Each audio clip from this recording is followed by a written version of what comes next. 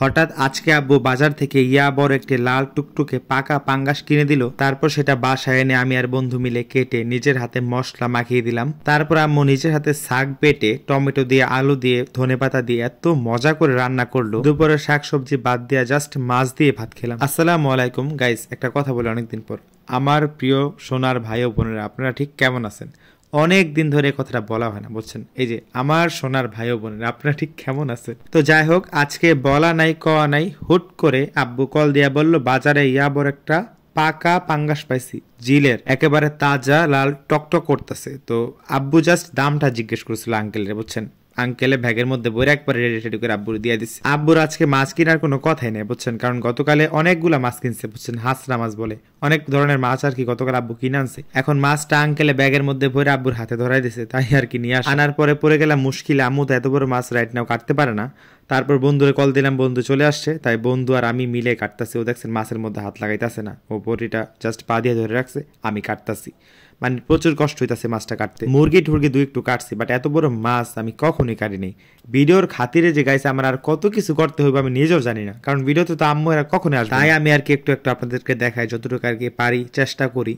তো যাই হোক, আমি এখন এই মাছগুলো একটু পিস পিস করে দিছি, এরপর আর কি আম্মুই কাটবো না। মানে আম্মু এই 5-6 কেজি মাছটা না দুই হাত দিয়ে ঠিক উঠে কাটতে পারে না, বুঝছেন? তো এই যে মাছগুলোর মধ্যে এখন আমি পানি ঢেলে দিলাম, কারণ মাছগুলা পরবর্তীতে আম্মু অনেক সুন্দর করে করে পিস করছে। মানে আমি বড় বড় খণ্ডগুলা করে দিছি, তারপর আম্মু ছোট ছোট খণ্ড। এখন ভালোভাবে পরিষ্কার করে এই ঝুড়ির মাছগুলো ফ্রিজে রেখে দিব, আর এই বলের মাছগুলো আম্মু আজকে রান্না করব।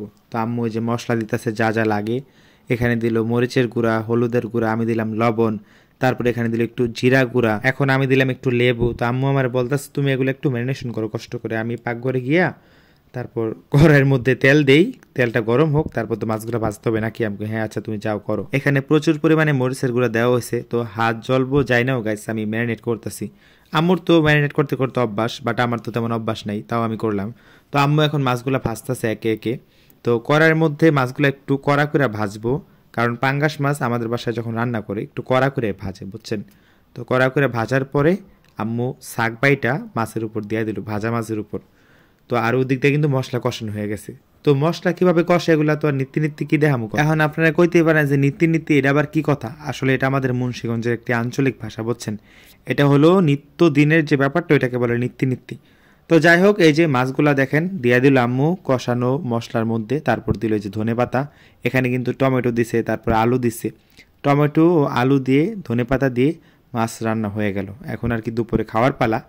তো ব্যাপারটা হয়েছে কি, আমি সবজি সালাদ কিছু না নিয়েই জাস্ট ভাত আর মাছ নিতে আসছি, কারণ আজকে মাছটা এত পরিমাণে লোভনীয় হয়েছে, ওগুলো নেওয়ার মতো আর টাইম পাই নেই।